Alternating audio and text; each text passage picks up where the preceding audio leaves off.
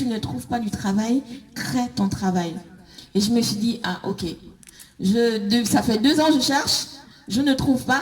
Bon, je veux me mettre à créer quelque chose. Je vais créer mon travail. Si d'ici tant de mois, je n'arrive pas à trouver une activité qui me plaise, parce que je ne veux plus me complaindre à faire des choses. J'avoue que je fais l'enseignement aussi. C'est pour plusieurs raisons qui ne sont pas forcément bonnes. C'était à l'époque là où il y avait beaucoup de bourses, une bonne bourse, on était bien. Les vacances, etc. Bref, je me suis dit j'ai envie de faire quelque chose qui me plaise. Et d'un autre côté, comme elle disait, je suis un bon 44 et c'était pas toujours évident de trouver des choses. Et je suis pas très bijou au départ. Et forcément, il y a certaines cérémonies, il faut quand même mettre des bijoux, il faut quand même mettre quelque chose pour changer. Mais sauf qu'à chaque fois que j'avais une nouvelle tenue ou un nouveau bijou, je me disais, ah, on aurait pu ajouter un truc, ce serait bien, si on ajoutait tel truc, si on enlevait tel truc. Il y avait toujours quelque chose qu'on pourrait enlever pour améliorer ou qu'on pourrait ajouter pour améliorer. Et j'avais un collier que j'ai toujours. Celui-là, c'est l'un des seuls colliers du marché. Excusez-moi, je vais bien l'arranger. Voilà. Ça fait plus de 7 ans que je l'ai. C'est l'un des seuls colliers que j'ai vraiment apprécié et que je n'ai pas trouvé à redire. Je me suis dit, ah, il est tellement beau, je veux voir comment je vais le refaire. Donc, j'étais à Nice en vacances. Et je me suis dit, comme ça, bon, les vacances serviront à quelque chose. Donc, je suis allée dans des boutiques où on achète des perles, où on achète des fils, etc. Et j'ai commencé à emboîter, etc. Et j'ai commencé à faire le collier en perles. Et j'ai montré à mes copines, elles ont trouvé ça joli. J'ai dit bon ok. Après j'ai dit mais est-ce que je peux encore ajouter autre chose, que je peux le créer autrement? Donc je suis allée acheter du pagne et j'ai commencé aussi à faire le pagne et c'est comme ça que j'ai créé mon premier collier en pagne que j'appelais collier cravate en fait. Et j'ai commencé à continuer à faire, j'ai commencé à vendre un peu à l'église et c'était assez intéressant. C'était assez intéressant déjà parce que je le faisais d'abord pour moi-même, pour être bien, pour avoir quelque chose qui me plaise. Et puis j'ai vu qu'il y avait des gens qui étaient intéressés. Ça me faisait aussi de l'argent.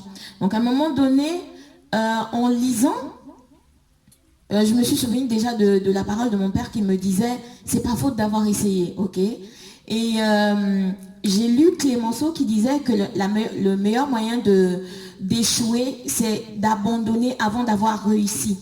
Et il y a un grand écrivain aussi qui s'appelle Twins, je pense Twins, qui dit que le meilleur moyen en fait d'échouer, c'est déjà de ne pas commencer une chose. Et je me suis dit, il y a moyen de faire quelque chose, il y a moyen de faire quelque chose qui me plaise parce que j'avais plaisir à le faire pendant des heures sans voir le temps passer en fait. Et je me retrouvais à ne pas dormir, à me retrouver à 5 heures du matin, je suis encore en train d'enfiler les perles, alors que si c'était la correction de devoir quand j'enseignais, c'était assez chiant. C'était assez chiant. Et je vois le temps passer et je suis contente. Même si j'ai encore des choses à redire, je suis quand même contente du fait que j'ai fait quelque chose de ma main. J'étais assez satisfaite. C'est dans cette optique que je me suis dit, bon voilà, il vaut mieux que je me lance j'ai la grâce d'être en ce moment en sanglots, tant qu'à faire, utilisons ce temps et allons-y aller à la chambre de commerce. Et je suis allée en formation à la chambre de commerce. Je suis tombée des nues parce que c'était quand même assez compliqué. On se rend compte que c'est pas si facile d'entreprendre. Et quand on entreprend ici en France, la majorité de l'argent qu'on peut avoir passe pour l'État en fait. Et à un moment donné, on se pose la question, est-ce que c'est utile de chercher à se déclarer ou bien de continuer à le faire en soum-soum? Mais bon, heureusement que là-bas, à la chambre de commerce, il y a Il y a des personnes qui sont là pour nous conseiller, il y a des personnes qui sont là pour nous orienter. Et pendant au moins, pendant une année, on a une baisse de taxes. Et puis, il y a plein de formations qui sont mises en place pour nous. Moi, par exemple, en tant qu'auto-entrepreneur dans le domaine de l'artisanat, du tissu, j'ai droit à plein de formations telles que la photo et ensuite après j'ai droit à un appareil photo, j'ai droit à plein de formations, etc. Il faut dire que je suis autodidacte et ça n'a pas toujours été évident. Même au début quand j'ai commencé à vendre, parce que j'ai fait plein de petits salons, on organisait des salons, l'un des grands salons, Violette Sauvage, je ne sais pas si vous avez déjà entendu parler. J'avais payé 300 € pour participer et j'ai même pas vendu un seul article. Et comme elle disait, il faut vraiment avoir la résilience, quoi. Parce que ça faisait tellement mal. Mais je me suis dit, ce n'est pas grave, je vais y aller. Parce que au-delà de la création de cette marque, j'ai à cœur, en fait, de créer une association. Au Gabon, j'avais remarqué, déjà la Bible dit d'accompagner et d'aider les veuves et les orphelins. Et je me suis rendu compte qu'en Afrique, il y a beaucoup de femmes veuves qui sont abandonnées parce qu'au départ, elles vivent en griffe au crochet de leur mari. C'est leur mari qui travaille, elles s'occupent de leurs enfants, comme elles font, voilà. Et quand leur mari meurt, elles se retrouvent sans ressources et sans situation.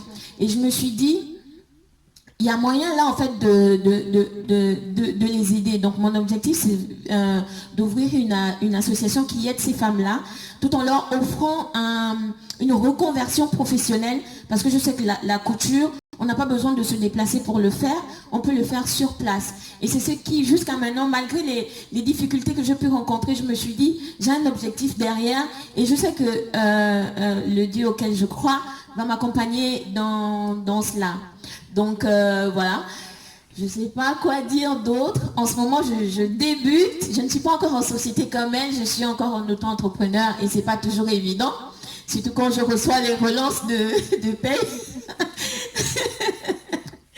Mais je peux vous dire que depuis que j'ai osé et que je me suis lancée, je ne me suis jamais retrouvée en découvert. Il y a tout... Bon, je n'ai jamais été en découvert non plus, parce que je sais quand même essayer de faire les choses.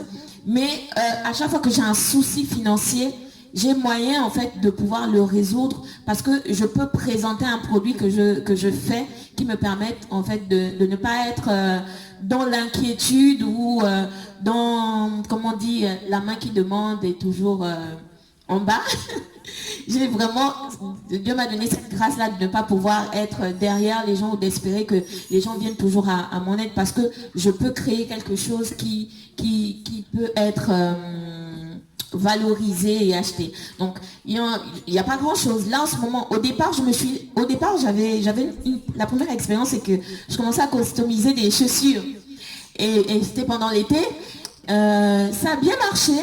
Mais sauf que j'aime bien aller de gloire en gloire en disant en fait de changer. Je suis quelqu'un d'assez super active, donc une seule activité va très vite m'ennuyer. Et j'ai commencé à m'ennuyer et ensuite moi-même j'étais pas non plus satisfaite de définition, etc. Parce que j'allais sur le tas.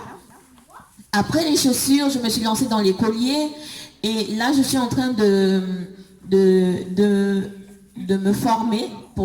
D'ici là, je commence une formation en couture parce que j'ai envie de lancer une marque de vêtements au-delà des accessoires, une marque de vêtements qui allie, comme vous voyez là, c'est une création mienne. Je me suis lancé un défi, par exemple, de ne plus rien acheter en boutique, mais de tout ce que je porte, je les fabrique, à part les chaussures, bien sûr, que ce soit les collants, les sous-vêtements, etc. Je dois les créer, qu'ils soient beaux ou pas beaux. Ça me permettra, en fait, ça me mettra une pression de bien les faire et de bien m'améliorer, de sorte à ce que en été, je puisse faire sortir la première collection qui me permettra d'aller au Gabon pour justement commencer les activités avec l'association dont je vous ai parlé. Donc là, vous avez quelques accessoires que j'ai emmenés. Je n'en ai pas amené beaucoup. Toutefois, j'ai des cartes de visite qui sont là et vous avez les liens pour aller pour aller sur, je n'ai pas encore de site, mais sur ma page Facebook et vous aurez toutes les informations possibles. Donc voilà, merci beaucoup.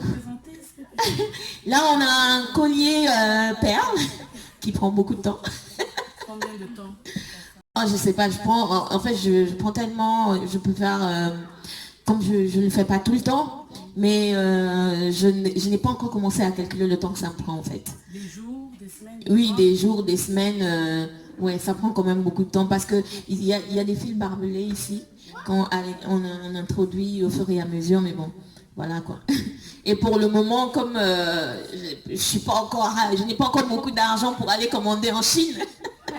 Ah non, hein, faut laisser les Chinois. Il y a le coronavirus.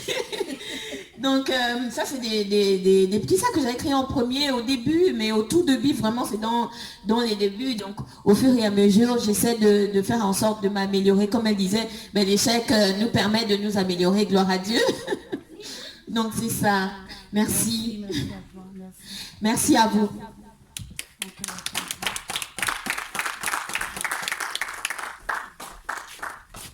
Bravo, bravo Isnei, franchement c'est fantastique ce que tu fais.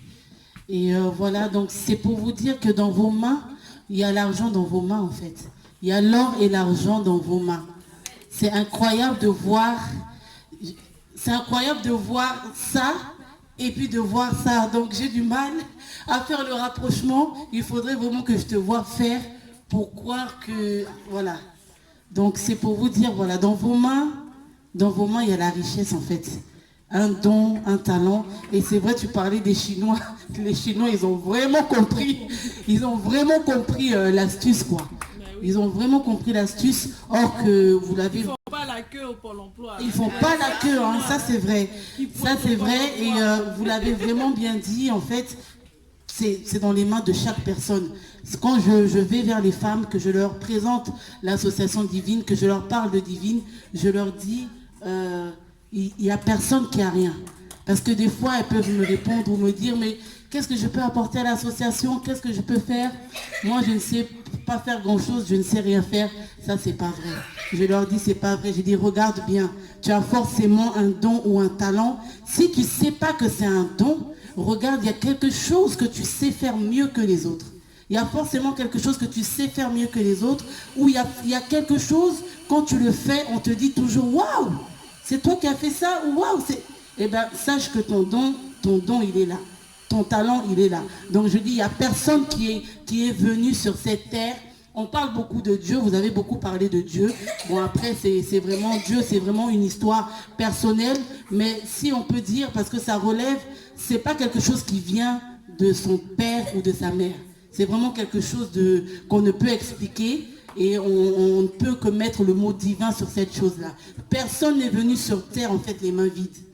Ça peut être quelqu'un, tu as des compétences en littérature, tu as des compétences en politique, tu as des compétences voilà, en artisanat. Donc chacun a quelque chose. Si tu ne sais pas que c'est un don ou un talent, essaye de voir lorsqu'on te dit « Waouh, c'est toi qui as fait ça, waouh, tu sais faire ça », sache que ton talent, il est là. Et en fait, il suffit de pouvoir développer et exploiter pour que ça puisse produire. Voilà, donc merci encore pour ton intervention, Isnei.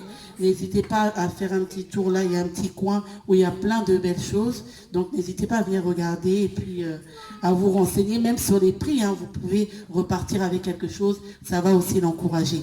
Alors nous allons continuer.